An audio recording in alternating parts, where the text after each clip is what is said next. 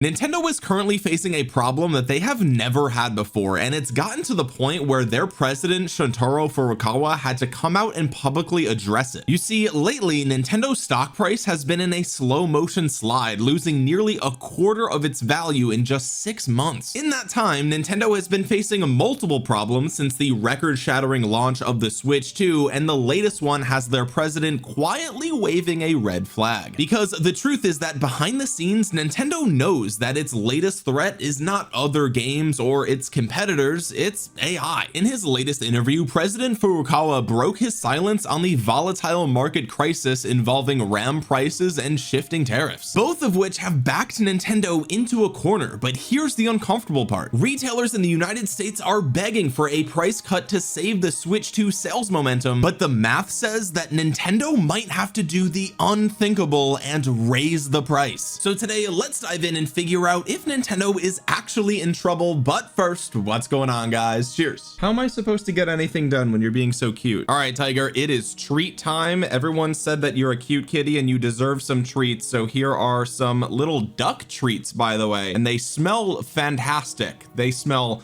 absolutely incredible. I'm a man of my word. When you guys like the video, she gets treats. Isn't that right, Tiger? All right, folks, let's jump right in here. Nintendo is monitoring high RAM prices and tariff impacts very closely. President Shuntaro Furukawa says he doesn't comment on potential price increases, calling it hypothetical. Nintendo President Shuntaro Furukawa says the company is keeping a close eye on Switch 2's profit margin as the increase in memory prices and ongoing tariffs remain an ongoing issue in the industry. In an interview with Kyoto Shimbun, paywalled but read by Video Game Chronicles, Furukawa was asked what the challenges were regarding Switch 2's lower profit margin than that of the original Switch, which is kind of crazy, honestly, considering how much cheaper the Switch was when it first launched. To know that their profit margins on Switch 2 are even lower, maybe they're just talking about the Switch 2 version in Japan, because as you guys know, we've talked about this on the channel, the Switch 2 in Japan is actually much cheaper. It's about 50,000 Japanese yen, which is equivalent to about 316 US dollars. So in Japan, the Switch 2 is about $130 cheaper than that of the United States version. So considering it's so cheap in Japan, maybe that's why he's saying the profit margin is lower than that of the original Switch. And keep in mind, the Japanese version of the Switch 2 will only play the Japanese games for the Switch 2. In fact, you can't even use an international credit card on the eShop of the Switch 2 Japanese version. They have that thing locked down. So if you were in another country thinking, oh, when I visit Japan, I'm just gonna buy a Switch 2 there and then bring it back to the US and I'm gonna save a bunch of money, that ain't gonna work. Okay, they have deliberately locked that unit down so that way it only works in Japan, or at least it would be very inconvenient to use it outside of Japan. You would need to buy eShop gift cards and things like that. It is just not worth the headache. Anyway, the article goes on to say, and this is a quote here from President Furukawa, hardware profitability depends on factors like component procurement conditions, cost reductions through mass production, and the impact of exchange rates and tariffs. It's difficult to generalize. Fundamentally, we aim to address this by advancing component procurement over the medium to long term. Furukawa went on to note that the rapidly increasing cost of RAM, mainly attributed to AI data centers buying up huge quantities of it, making supply scarce, is something that could become an issue if it continues. Yeah, I'm gonna just be a bit transparent here, okay, because I think maybe Furukawa can't be, so I'll just do it for him. This is an issue that will continue. Okay, the AI data centers are not going to be finished being built in the next 3 months, right? Like, I don't think that's going to be the case, especially because countries all around the world are building these things, right? So all that to say, maybe the Switch 2 components have been stockpiled to such a massive degree such that we won't start to see those impacts of the pricing of this RAM sticks for a while now. And by the way, if you were looking at the price of the Switch 2 games at $70 and $80 and you were thinking like, surely if Nintendo is losing money on the high component costs, they're making up for it with the higher price of the games, right? Well, I've got breaking news for you folks, because Amazon keeps lowering the price of Switch 2 games, and it is so bad to the point where in one specific market there is an upcoming Switch 2 exclusive exclusive from one of the biggest franchises in the world that Amazon has had to lower the price of. That's right, they lowered the price on a Switch 2 pre-order of a massive popular franchise. We're going to talk about that later in the video because I think this is the first time I've ever seen something like this. It's actually insane. But let's continue with the article. Furukawa goes on to say, we procure from suppliers based on our medium to long-term business plans, but the current memory market is very volatile, he explained. There is no immediate impact on earnings, but it is something we must monitor closely. When asked if it could increase its price depending on the future procurement costs, Furukawa said that was hypothetical and he couldn't comment. Okay, so what they're saying is, this interview asked them like, hey,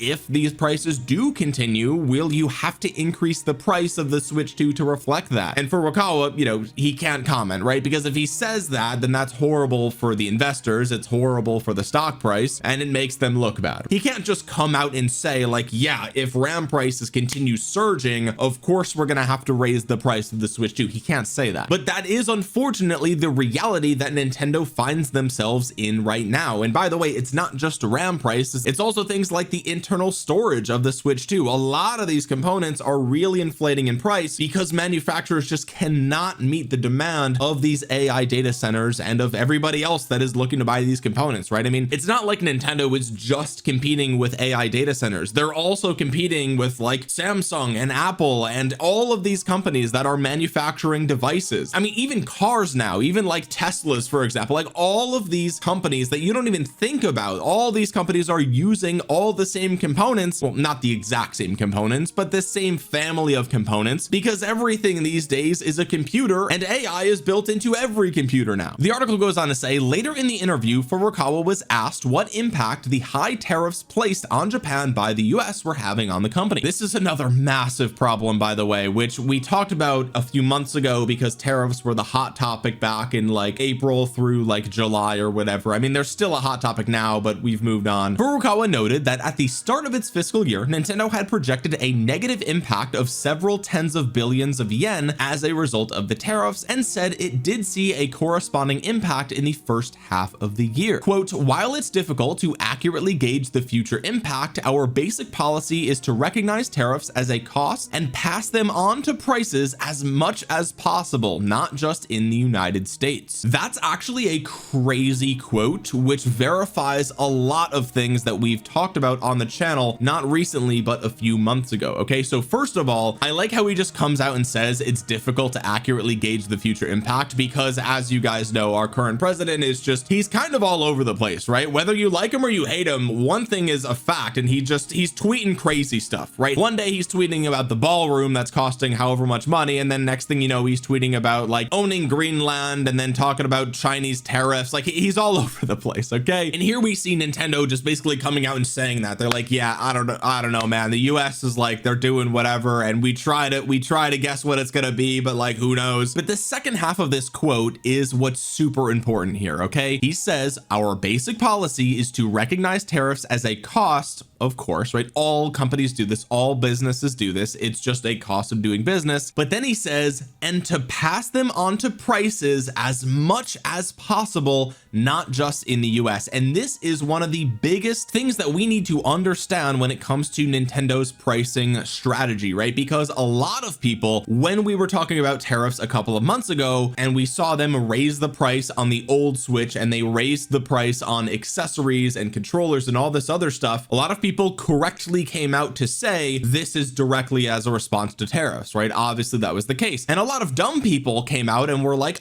actually they're raising the price in Europe and they're raising the price in Canada, so obviously it's not because of tariffs, it's because Nintendo's greedy. And it's like, yes, of course Nintendo is greedy, you know it, I know it, everyone knows it. Okay, no one's gonna argue that point. However, what we see here is the president of Nintendo just coming out and saying that they are passing on prices as much as possible, not just in the US. So what that means is, instead of raising the price in the United States by $100, they're gonna raise the price in the US by $50, and then they'll raise the price in Canada by $30, and they'll raise the price in Europe by $20, and in total it's a $100 price increase. But it's not just on the US market, right? Because obviously the United States is a massive market for Nintendo, and they don't just want to raise the prices here because then they're going to price out the average consumer even more than they already have, which we'll talk about that later in the video, but it's just nice to see this direct quote telling us exactly how they see tariffs and how they adapt their pricing strategy to reflect that. Okay, the article goes on to quote Furukawa saying, on the other hand, this is a crucial period for our game business as we promote the adoption of new hardware and maintain the momentum of our platforms. We are working on this while carefully considering the situation. And this is literally just President Furukawa coming out and saying like, yeah, we are kind of between a rock and a hard place here, because the component situation with RAM prices and with storage prices, that's kind of forcing us to raise prices, right? Like, as he said earlier, the Switch 2 has a lower profit margin than that of the original Switch. Now, again, we don't know if he's referring to globally on average or if he's referring to just Japanese units or whatever the case might be, but he knows that, you know, in a perfect world, in response to increased component costs, they would just pass that on to the consumer, right? They would just raise the price of the Switch 2 by $50, but he knows that they can't just do that, right? It's not that simple, because like he says, they want as many customers buying the Switch 2 as possible, right? We know that the days of Switch 1 and Switch 2 versions are pretty much over, right? The end of 2025 was kind of the end of that. If you guys were hoping to hold on to your Switch 1 for a bit longer and continue to play the latest Nintendo games, I've got bad news for you. It doesn't look like that is in the future. That is not in the cards. Okay, Metroid Prime 4 and Pokemon Legends ZA, those were pretty much the last of the games that were built for Switch 1 and Switch 2, at least that we know of. They could come out and reveal something else entirely, but when we look at all the things that they have lined up for 2026, we look at Mario Tennis Fever, we look at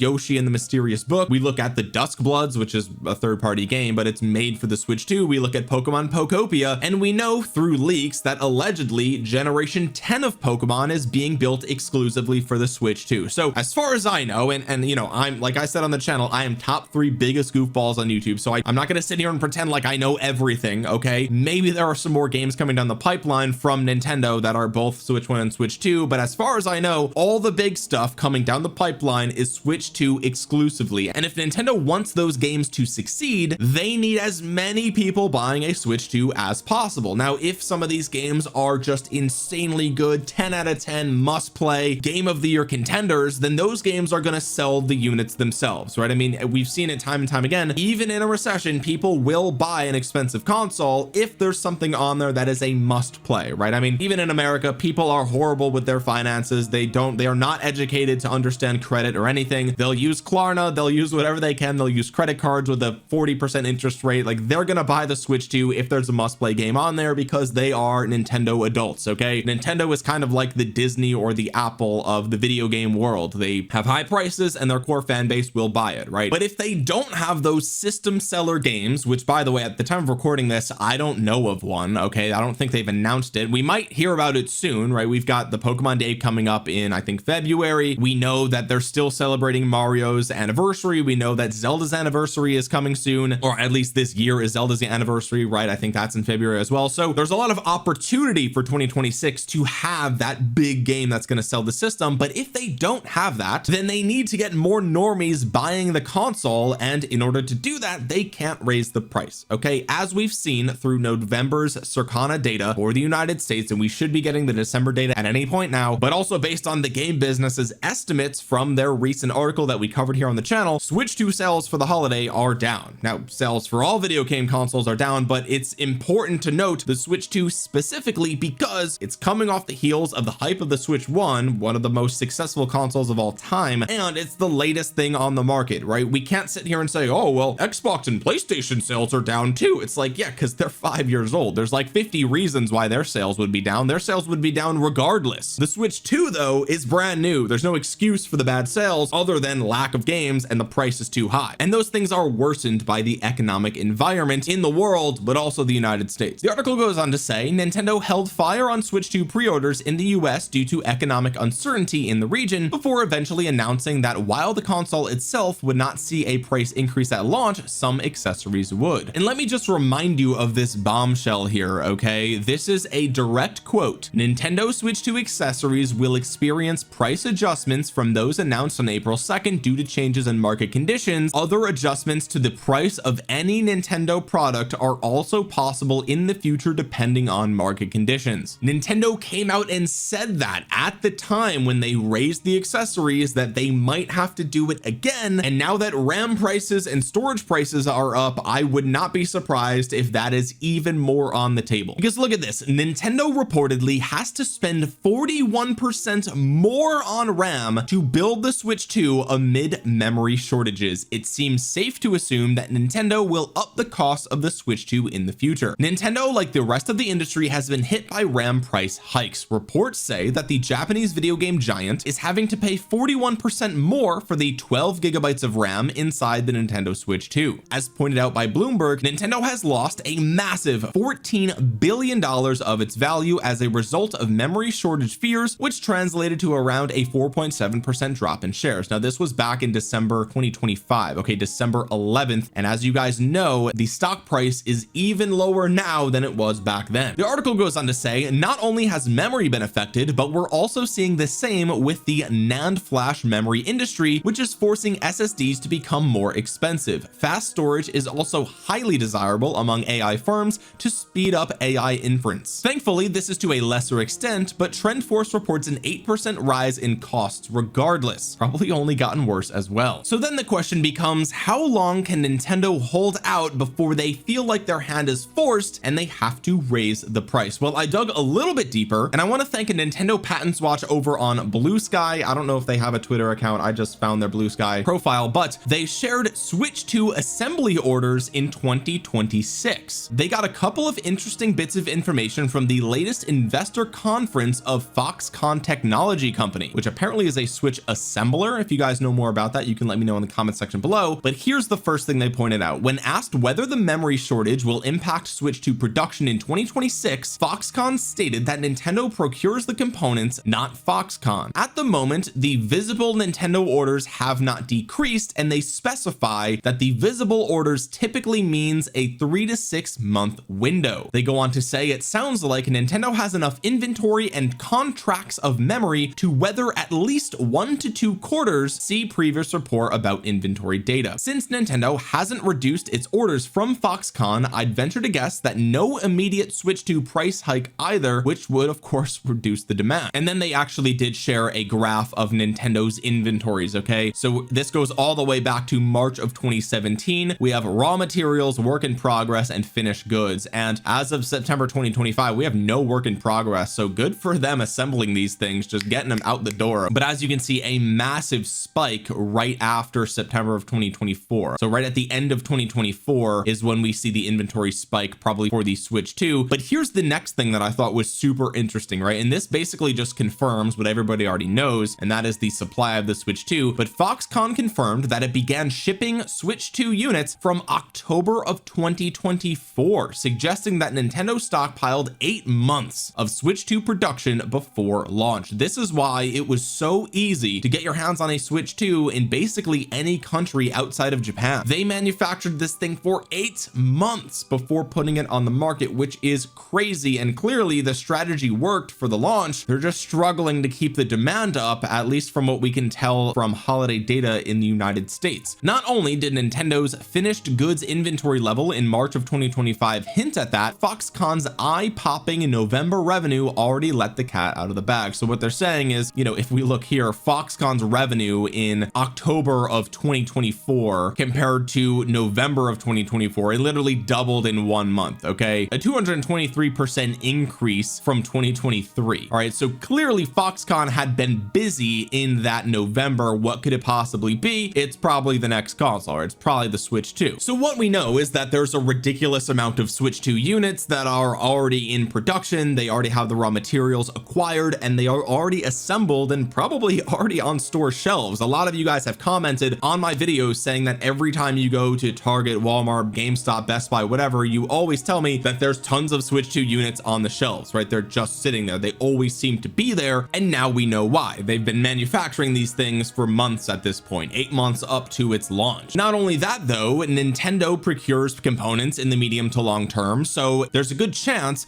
that they have contracts for certain components at certain prices that last for however many months, right? Like these gigantic business to business transactions, the price is not fluctuating on a day-to-day basis, right? Like they go to these companies and they say, we need 15 million units units of the 12 GB RAM components for the Switch 2, like what would you sell it to us for, right? And they probably negotiated that a long time ago. So with the current inventory level and however long left on the advantageous contracts that Nintendo probably already has in place, we might not see price increases for a little bit, but according to PC Guide last month, they are already starting to see an increase in RAM prices. So not all those contracts are in perpetuity. So then Kotaku goes on to ask, is 2026 the year Switch 2 goes to $500? The rising cost of PC parts aren't only concerning for gaming firms like Nintendo, but also for average people. It's become pricey and challenging to purchase RAM and graphic cards for PCs. It's gotten so bad that Nvidia is reportedly considering making its older RTX 3060s graphics cards available again to meet demand. That's crazy. We are seeing technology go backwards in 2026. Welcome to modern gaming, ladies and gentlemen. During the interview, the Nintendo president also said that the game company had projected a negative impact from tariffs last year, which ended up costing it tens of millions in the first half. We already knew all that. All right, but here's the next thing that I want to show you guys. If you made it this far, you're getting a little bit of a treat here. Okay, this is another icing on the cake situation. When you raise prices, demand goes down. That is basic supply and demand. If you've taken any business 101 class, you know this, at least on average. Okay, don't go in the comments saying like, oh well, actually during a famine you can charge a lot of money, and okay, I know. But one of the common concerns from average gamers who haven't made the jump to the Switch 2 yet is the cost of the games. It's not just that the console is really expensive, it's also the fact that the games are creeping up in price as well. The average game is $70, with some titles hitting as high as $80. Kirby and the Forgotten Land on the Switch 2 is $80. Mario Party Jamboree on the Switch 2 is $80. Mario Kart World is $80. Two of those three games are literally just re-releases with a little bit of extra content, and to be clear, I've not heard anyone say that those games extra content is worth the extra price, right? But at the time of recording this, Donkey Kong Bonanza is currently 10% off on Amazon. We are post-holiday. This is not for Black Friday, this is not for Cyber Monday, this is not a holiday sale, this is not a loss leader, this is not whatever other excuse all the Nintendo fans were using last month to justify why these things are happening. Now that we're in January, everyone is sobering up to the reality that people really are struggling to justify the price of a lot of Nintendo's latest things, and we've got a discount on Donkey Kong Bonanza. Now, this is not the first time this has happened. We've seen consistent discounts on Donkey Kong Bonanza, but this is just another point on the graph. But what if I told you that they actually have a game that is announced that they've already reduced the price on in one specific market? I'm going to say that again. There is an upcoming Switch 2 exclusive that has already been announced that they have had to reduce the price of